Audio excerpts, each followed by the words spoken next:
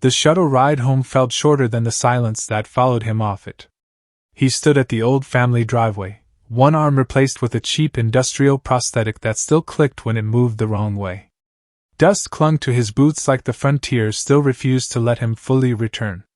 He had rehearsed this moment 100 times during the long trip back from the mining disaster, smiles, relief, maybe even a few awkward apologies. Something human. What he got instead was a door opening slowly, like even the house was disappointed. No one rushed to greet him.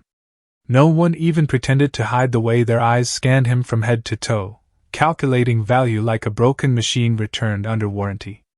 Someone behind the doorway muttered something about insurance payout possibilities, and that was all the welcome he received. His father spoke first, not softly, not kindly, just blunt enough to land like a tool thrown across a room. "You came back like this?" No question in it. More like judgment. His mother didn't touch him. Didn't hug him. She looked at his prosthetic arm as if it might contaminate the floor. "We can't keep supporting this situation," she said, as if he wasn't standing right there listening. As if he had already been mentally filed away under unwanted expenses. Inside the house, voices started overlapping. Not concern, calculation. Property. Shares. Land. The kind of words people use when they've already decided a person is no longer part of the equation. Someone even joked, too casually, that at least now, his portion of the inheritance could be handled properly. That was the moment it became clear he hadn't come home. He had arrived too late to belong anywhere in it. They didn't even argue about where he should recover. They assigned it. Outskirts. Old land? Grandpa's place. The sentence came with relief, like they were solving a logistical problem rather than sending a wounded man away. And just like that, he was outside again. The door closed behind him with finality that felt rehearsed. As he turned to leave, something subtle drifted through the air, soft, rhythmic, almost musical. A faint buzzing sound that didn't belong to any normal insect. It wasn't loud enough for others to notice. But it stayed with him anyway, like it had chosen to follow. The road to the old farmland felt longer than the journey from the colony itself. By the time he reached Grandpa's property, the sun had already tilted low enough to paint everything in tired gold. The place looked exactly like the family used to describe it. Useless land at the edge of nowhere. But standing there now, he realized they had been wrong about one thing. It wasn't useless. It was just intentionally hidden. The first odd detail hit him before he even reached the house. The air vibrated. Not from wind. Not from machinery. Something alive. Something coordinated. A soft humming layered into patterns so precise it almost felt like sound arranged into mathematics. Rows of beehives stretched across the property, but they weren't placed randomly. They formed geometric spirals, interlocking lines, and shifting clusters that looked less like farming and more like engineering diagrams someone had dropped into nature and let grow.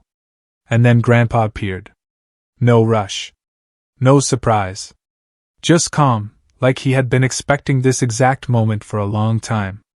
"You're late," the old man said casually, eyes scanning the prosthetic arm, the limp in his posture, the exhaustion behind his face. Not pity. Analysis. "But you made it." There was no shock at the injuries. No questions about what happened out there in the mining fields. It was almost insulting how normal he acted, as if broken limbs were just another weather condition. The protagonist tried to smile, but it came out tired. "Everyone thought I should come here," he said. Grandpa chuckled once, short and dry. "They always do when they finish using someone." That sentence hung in the air longer than it should have.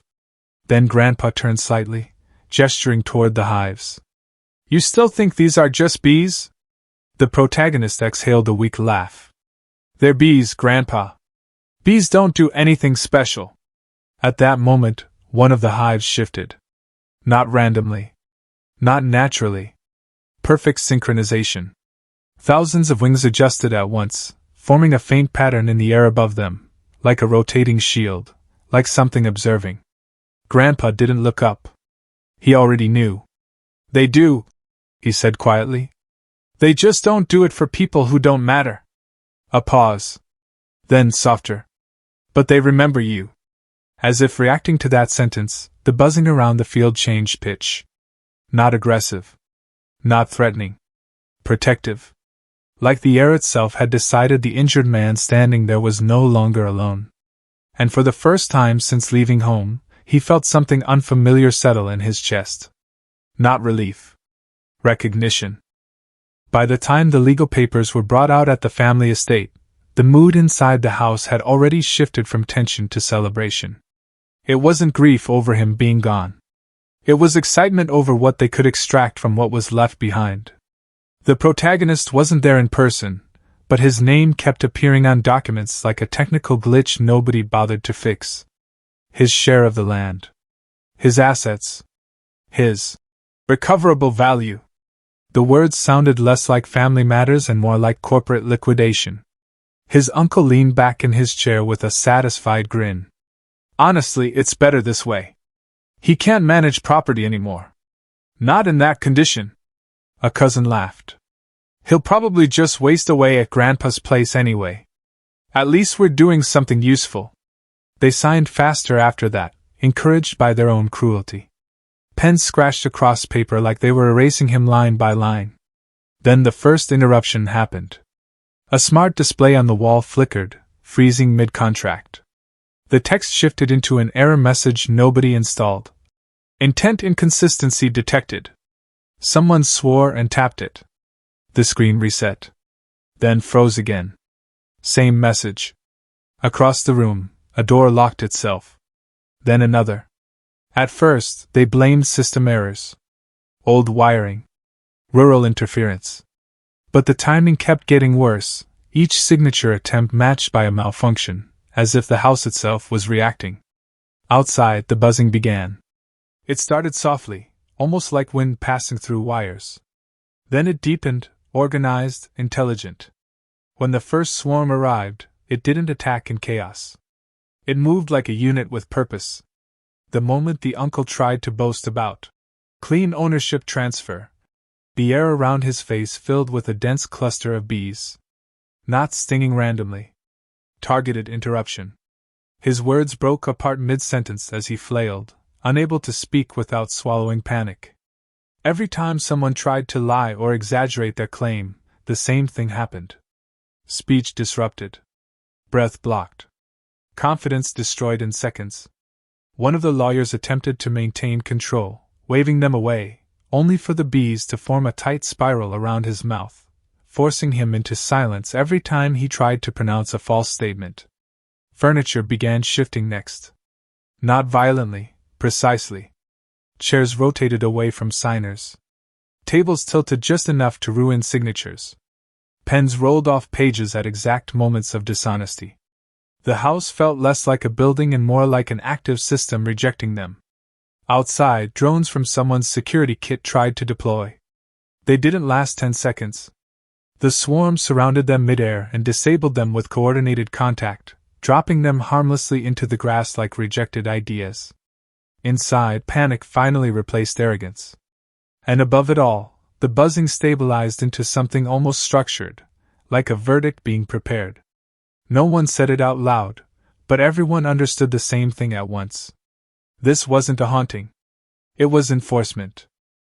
By the time the chaos finally settled, the estate no longer felt like something that belonged to the family. It felt occupied by a judgment system that had finished reviewing its case. The documents were still on the table, but no one dared touch them. Every time a hand moved toward the papers, a faint rise and buzzing answered like a warning being remembered. No more dramatic swarms now. No attacks. Just presence. Watching. Measuring. Waiting. The family had stopped arguing completely. That was the most shocking part. The same people who had been celebrating his removal were now standing in scattered silence, avoiding eye contact with anything that moved. One of them tried to laugh it off, weakly. "This is insane, it's just bees." A single drone-like cluster drifted near his face in response. He stopped talking immediately. Elsewhere, outside the estate, The protagonist finally received the live feed through Grandpa's old communication link. He watched it all unfold without expression at first. Not satisfaction. Not anger either. Just something quieter, heavier. Like a weight being lifted without permission. Grandpa stood beside him, arms folded, as if watching a weather pattern. "They always forget," Grandpa said calmly, "that nature doesn't need permission to correct imbalance." The protagonist glanced at him. "They're not just bees." "No," Grandpa replied. "They never were." Back at the estate, systems began restoring themselves. Not the house systems, the legal ones. Ownership records flickered across handheld devices, recalculating. Transfers reversed. Claims invalidated. The swarm didn't need to destroy anything permanent. It only needed to expose intent. And intent, once exposed, collapsed everything built on it. Within hours, the family's control over the property unraveled completely. Financial institutions flagged inconsistencies. Legal enforcement systems froze accounts pending investigation. Even their attempts to publicly justify themselves failed. Every recorded statement they made contradicted itself in ways too precise to ignore. They weren't defeated by force. They were invalidated by truth enforcement.